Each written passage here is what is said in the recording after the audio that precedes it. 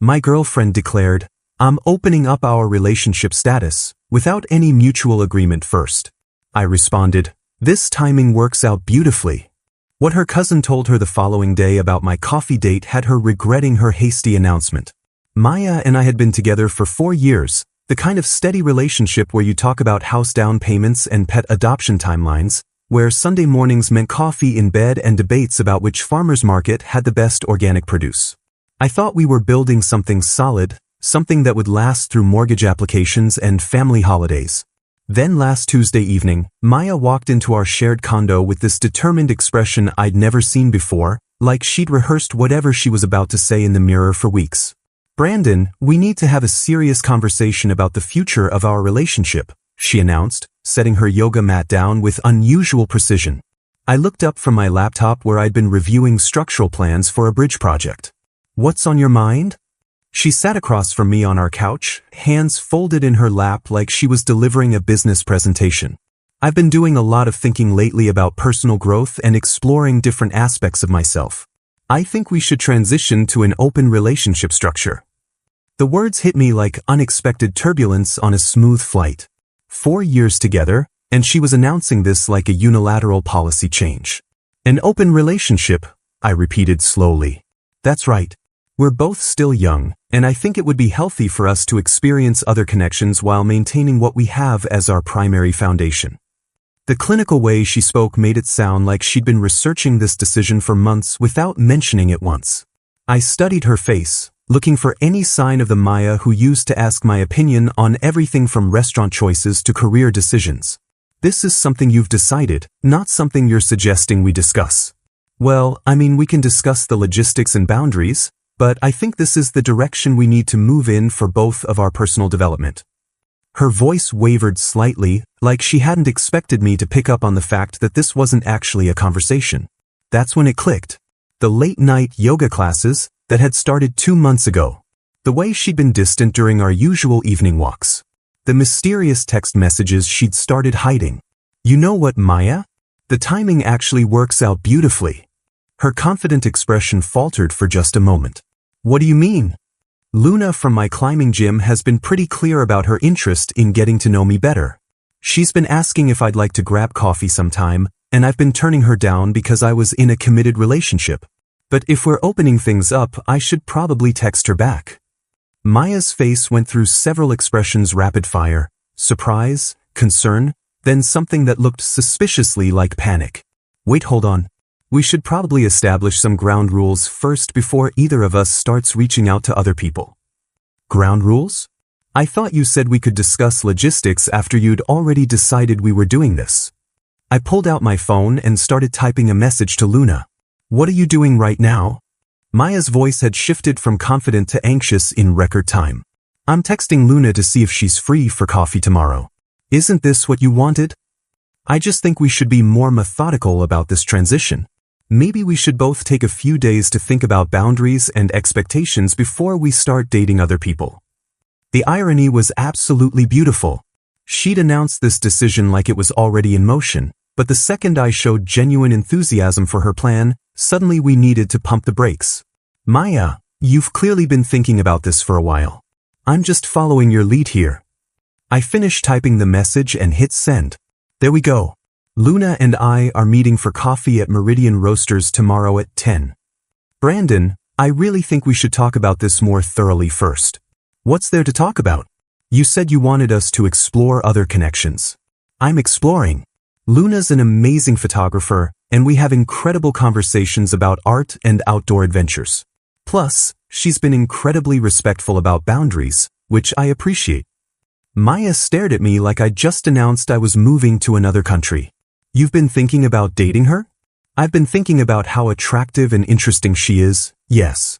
But I wasn't going to act on it because I was committed to you. Now that you've changed those parameters, I'm excited to see where things go." That night, Maya barely slept.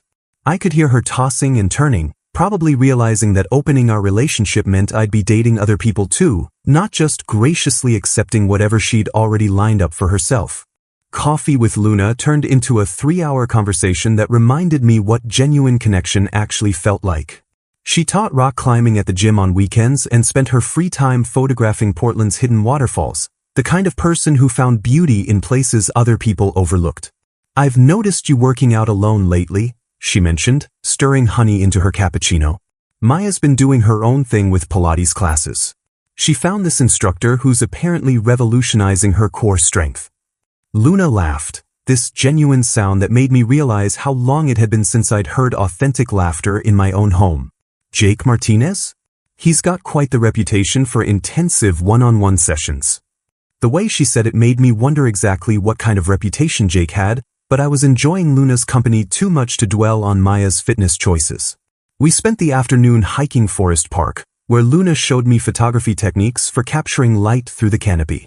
Her passion for art was infectious, and I found myself seeing familiar trails through completely different eyes. Meanwhile, Maya had apparently arranged her own coffee date, though she was significantly less enthusiastic when I asked about it over dinner.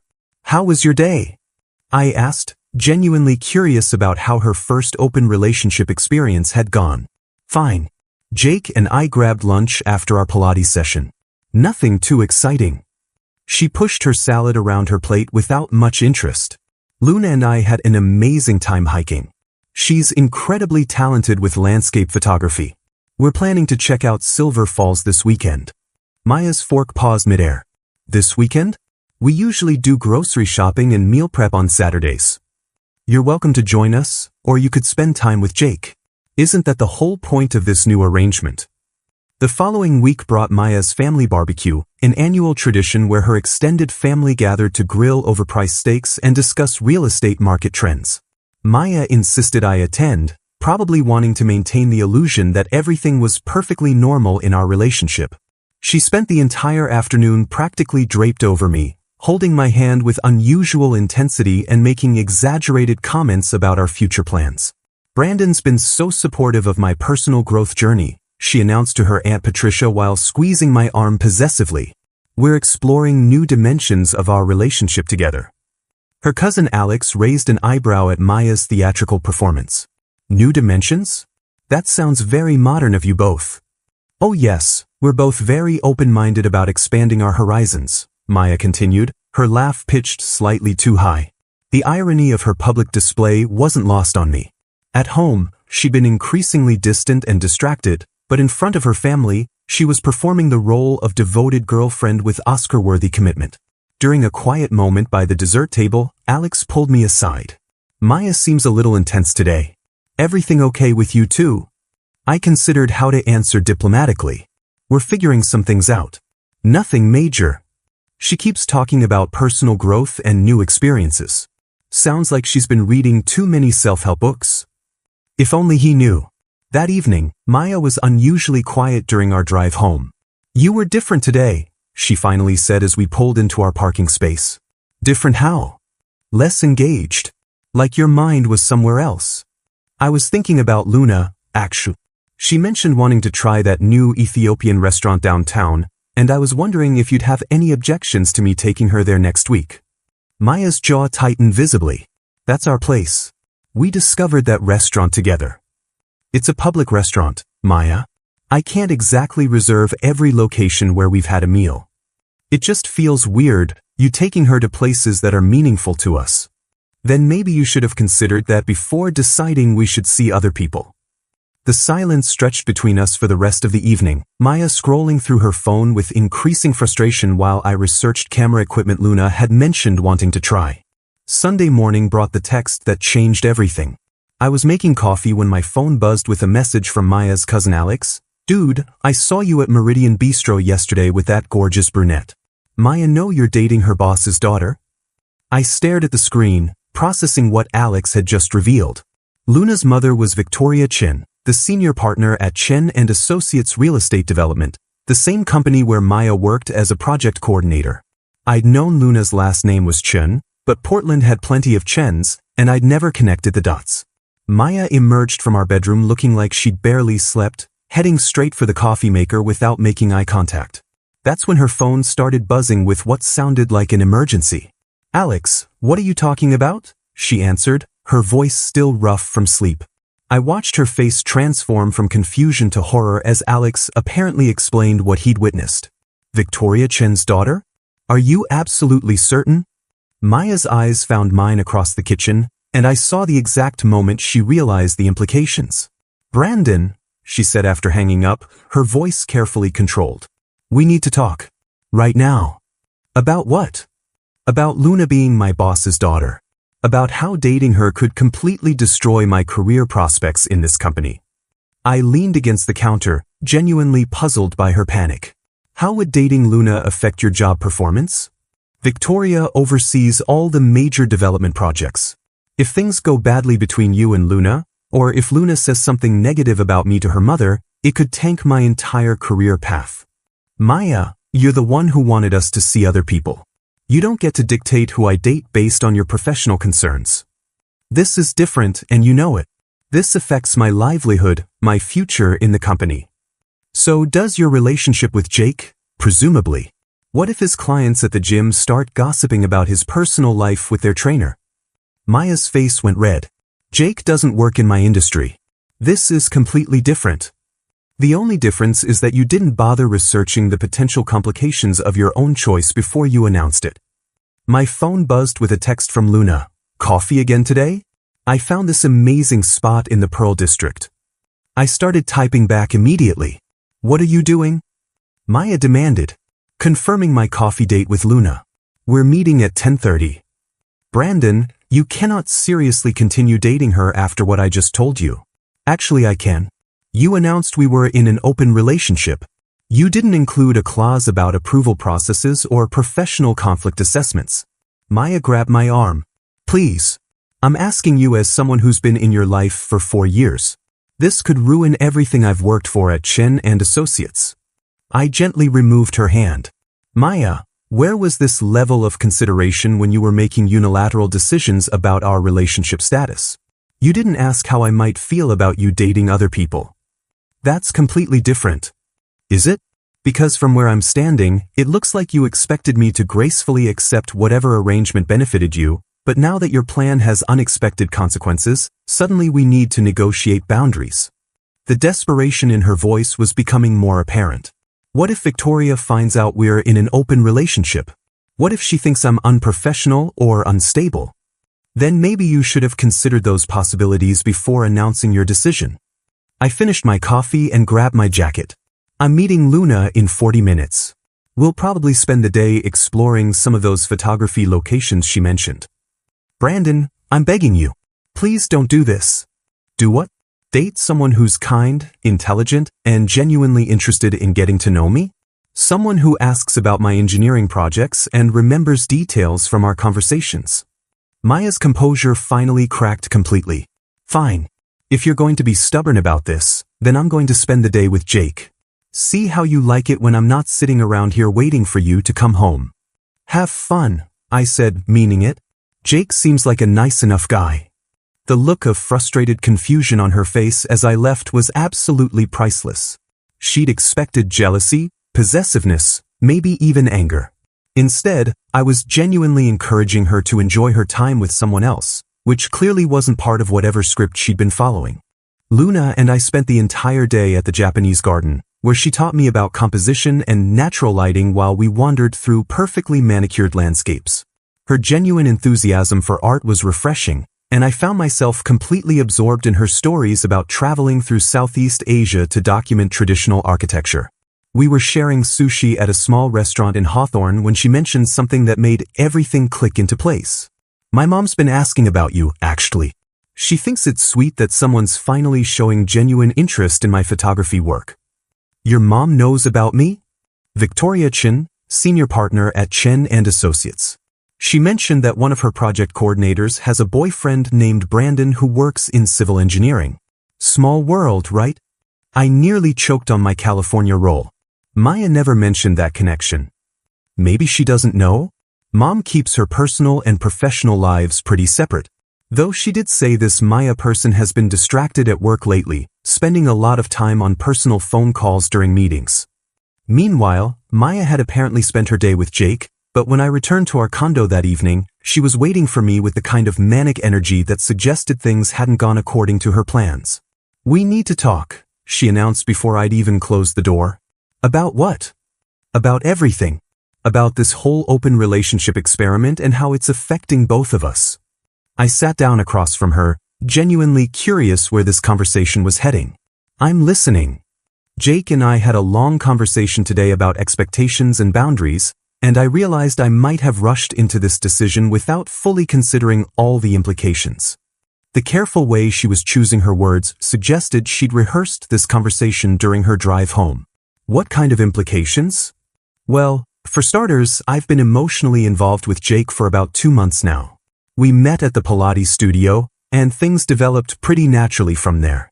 I thought opening our relationship would make everything less complicated, but instead it's created this whole web of potential problems. There was the confession I'd been waiting for. 2 months. So you were essentially having an affair and decided to retroactively legitimize it by announcing we were open. Maya's face flushed. It wasn't an affair. Nothing physical happened until after we had our conversation about opening things up. Maya, emotional affairs are still affairs. You developed feelings for someone else while we were supposedly committed to each other, then announced a unilateral policy change to make your behavior acceptable. I know how it looks, but I genuinely thought this would be better for both of us. I thought you'd benefit from exploring other connections too. And now that I'm actually doing that, you've realized you don't like the arrangement you created. Maya stood up and started pacing around our living room. It's not that I don't like it. It's that Luna being Victoria's daughter creates complications I didn't anticipate. Complications for you, specifically. Complications for both of us. What if things don't work out between you two? What if there's drama that spills over into my professional life? I watched her pace, noting how her concern was entirely focused on potential negative consequences for herself. Maya, did it occur to you that things might work out beautifully between Luna and me? That I might be genuinely happy with someone who appreciates my interests and actually wants to spend time together? She stopped pacing. What's that supposed to mean? It means I've enjoyed every moment I've spent with Luna. She asks about my engineering projects, remembers details from our conversations, and shares her passions with genuine enthusiasm. When was the last time you showed that kind of interest in anything I cared about? That's not fair. I've always been supportive of your career. Maya, you've been distracted and distant for months. The only time you show me affection anymore is when other people are watching, like at your family barbecue yesterday. The fight escalated from there, with Maya oscillating between tearful apologies and angry accusations that I was being deliberately cruel by continuing to see Luna. "You're punishing me," she finally said, tears streaming down her face. "You're dating her specifically to hurt me professionally. I'm dating her because she's amazing and I enjoy her company. Your professional concerns are your problem to solve, not mine to accommodate." The next 2 weeks brought a level of drama I hadn't experienced since high school. Maya started showing up at my engineering firm during lunch breaks, ostensibly to talk things through, but actually creating awkward situations for my colleagues who knew nothing about our relationship status change. "Brandon, your girlfriend is here again," my project manager Tom mentioned with obvious confusion after Maya's third unannounced visit. "She seems pretty upset about something." I found her in the lobby, pacing frantically while other visitors stared at her obvious distress. "Maya, you can't keep showing up at my workplace. This is inappropriate. I need to know where you stand on this Luna situation. My job performance is suffering because I'm constantly worried about what you two are doing together." That sounds like a you problem that requires a you solution. Don't be flippant about this. Victoria asked me yesterday if everything was okay at home because I seemed distracted during project meetings. If she finds out about the open relationship, it'll look completely unprofessional. The irony was remarkable. Maya's own behavior was creating the professional problems she was desperately trying to avoid. Maybe you should focus on doing better work instead of monitoring my dating life. That evening, I discovered she'd contacted our landlord with concerns about my mental stability and erratic behavior, apparently hoping to create leverage for having me removed from our lease. Our property manager, Mrs. Rodriguez, called to schedule a welfare check meeting. "Your girlfriend is worried about you, Brandon. She mentioned some relationship issues that are affecting your judgment and decision-making capabilities.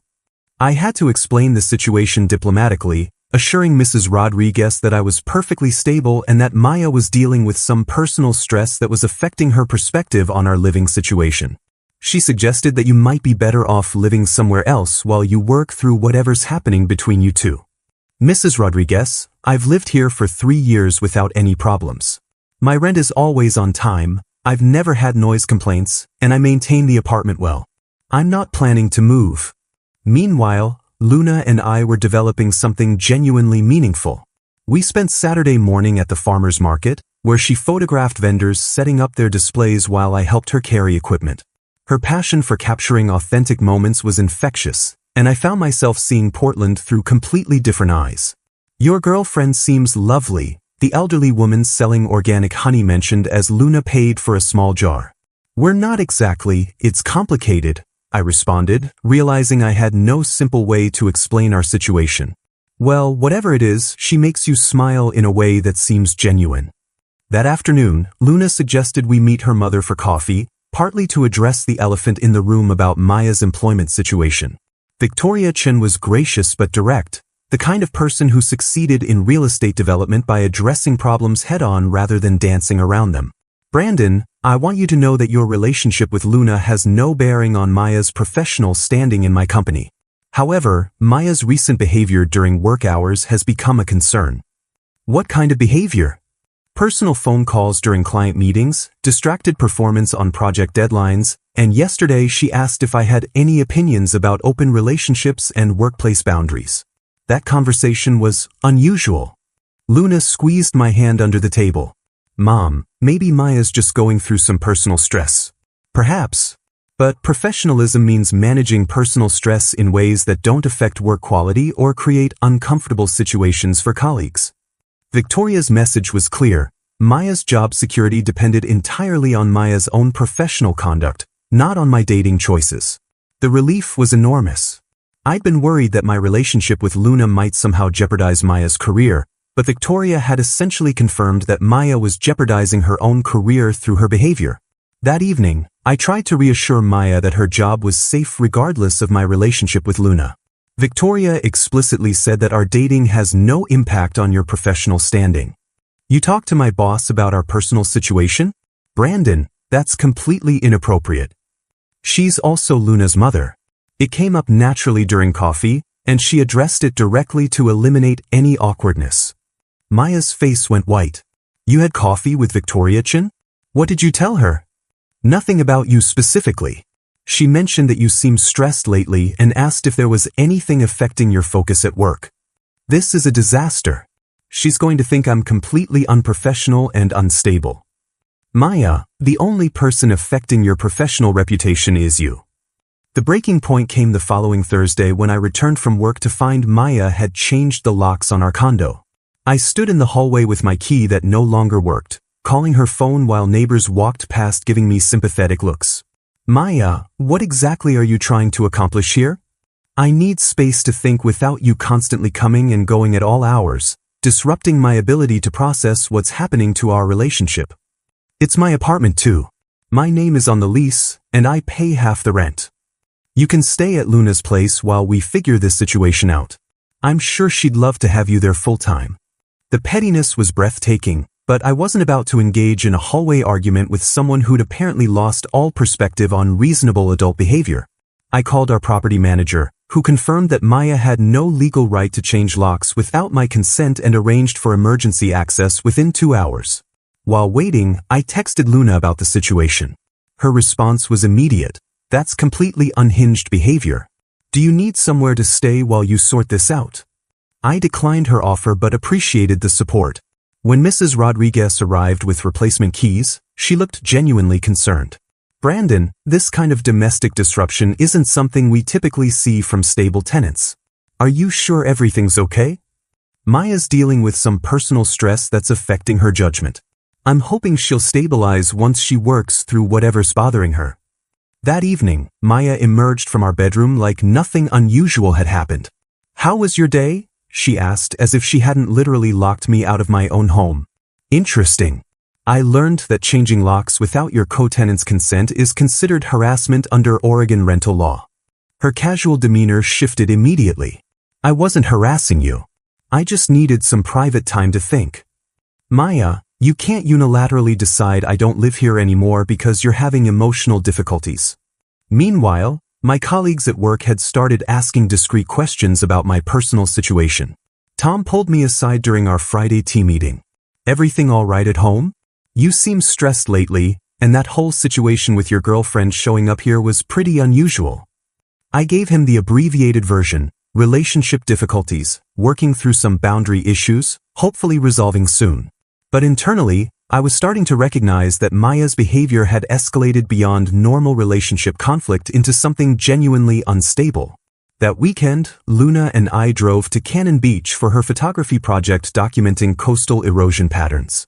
Watching her work was fascinating. She approached each shot with scientific precision while maintaining artistic vision. We spent hours walking the shoreline while she explained how changing tide patterns affected the landscape over decades.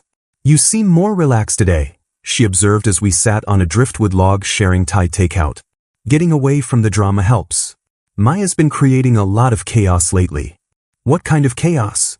I told her about the lock-changing incident, the workplace visits, the landlord calls.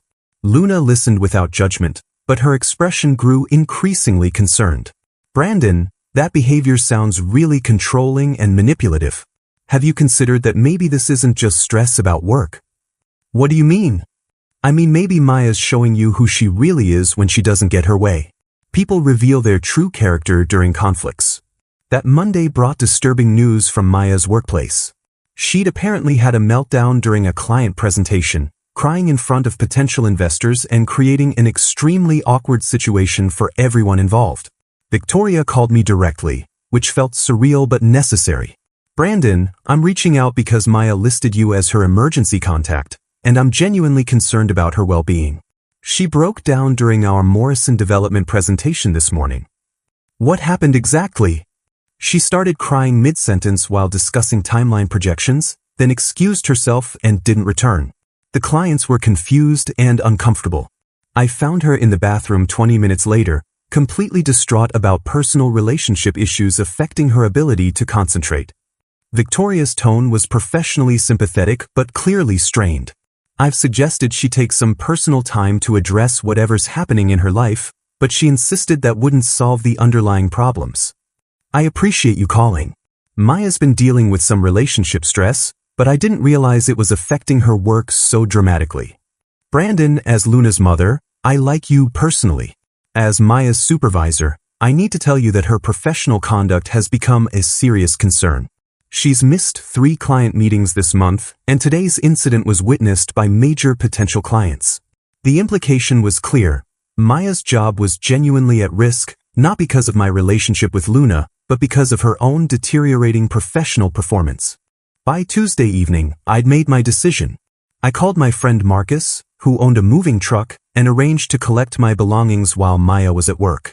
4 years of shared possessions took surprisingly little time to sort through once I focused on what was actually mine versus what belonged to our coupled life together. I found her phone hidden under a stack of magazines, still logged into her text messages with Jake. The conversation history revealed everything I'd suspected but hadn't wanted to confirm. 2 months of increasingly intimate messages, complaints about my boring predictability, and detailed plans for their relationship once she'd handled the Brandon situation gracefully. I can't wait until this whole mess is resolved and we can be together properly, read one message from 3 weeks ago. He's being so difficult about everything, like he doesn't understand that some people outgrow their relationships naturally. Jake's responses were less romantic than Maya probably hoped. Yeah, transitions are complicated. Speaking of which, I should mention that I'm also seeing 2 other women right now. I hope that doesn't create problems for us. The thread continued with Maya trying to negotiate exclusivity while Jake repeatedly explained that he preferred keeping things casual with multiple people. By last week, their conversations had taken a distinctly different tone.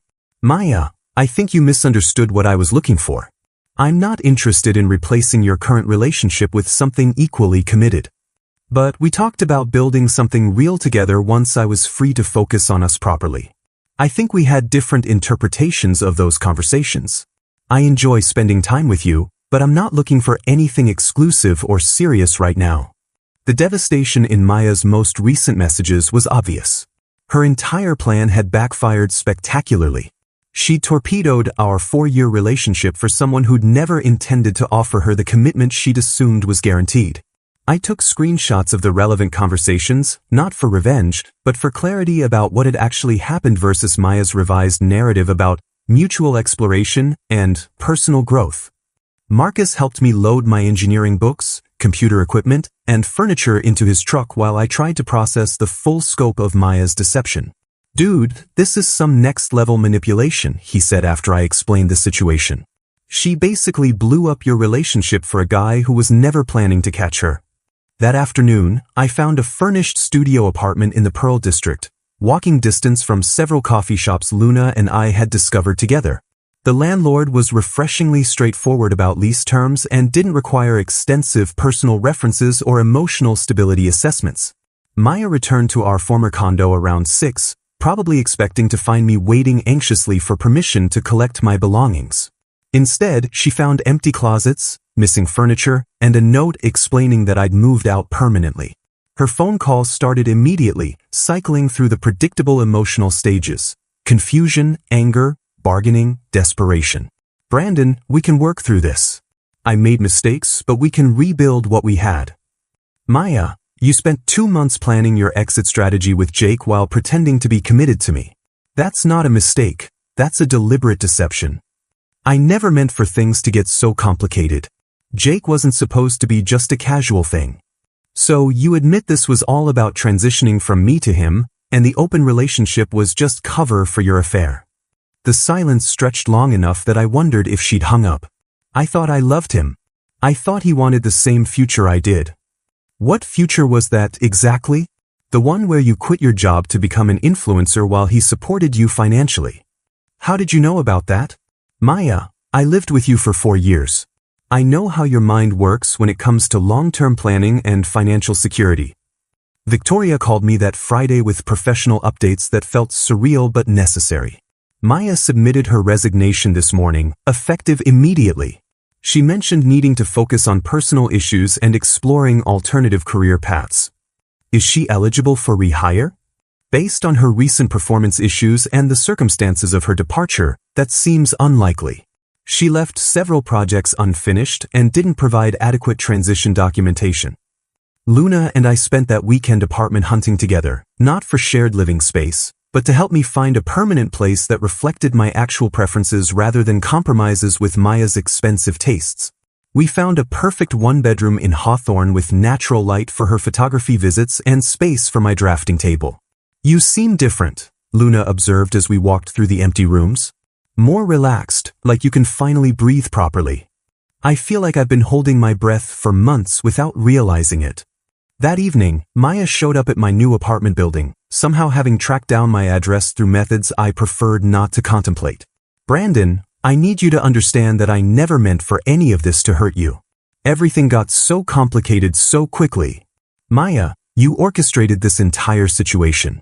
You chose to have an emotional affair, you chose to announce the open relationship, and you chose to create drama at work. Those weren't accidental complications. I know I handled things badly, but we had something real for 4 years. That has to count for something." I looked at her standing in my doorway, mascara smudged from crying, designer purse clutched like a life preserver. "Maya, what we had was real for me. But for you, it was apparently just a placeholder until something shinier came along." The finality in my voice seemed to register with her for the first time. "Jake was a mistake. A terrible mistake. But you and Luna, that's real too, isn't it?" "Yes, it's real. And honest. And built on actual mutual respect rather than manipulation and deception." "So that's it? For years, and you're just walking away?" "Maya, you walked away 2 months ago when you started planning your future with Jake. I'm just catching up to where you've already been emotionally." I closed the door gently but firmly, listening to her footsteps fade down the hallway. 3 months later, Luna and I were planning a weekend trip to document the wildflower blooms in the Columbia River Gorge when I heard through mutual friends that Maya had moved back in with her parents in Beaverton. Apparently, Jake had ended things completely after her workplace meltdown, and she'd been unable to find another position in real estate development. Her Instagram had shifted from luxury lifestyle posts to inspirational quotes about resilience and new beginnings. Do you ever feel guilty about how things ended? Luna asked as we planned our photography route. I feel sorry that she made choices that hurt herself so badly. But guilty? She created this situation, and I just refuse to enable her manipulation. Luna nodded, understanding in the way that emotionally healthy people do. Sometimes the most loving thing you can do is let someone experience the consequences of their actions instead of protecting them from reality. 6 months after Maya's open relationship announcement, I woke up in my own apartment, made coffee with someone who genuinely wanted to be there, and realized that everything had worked out exactly as it should. Maya had gotten the freedom she demanded, and I'd gotten the chance to find someone who actually appreciated what I had to offer. The timing really had worked out beautifully, just not in the way Maya had planned.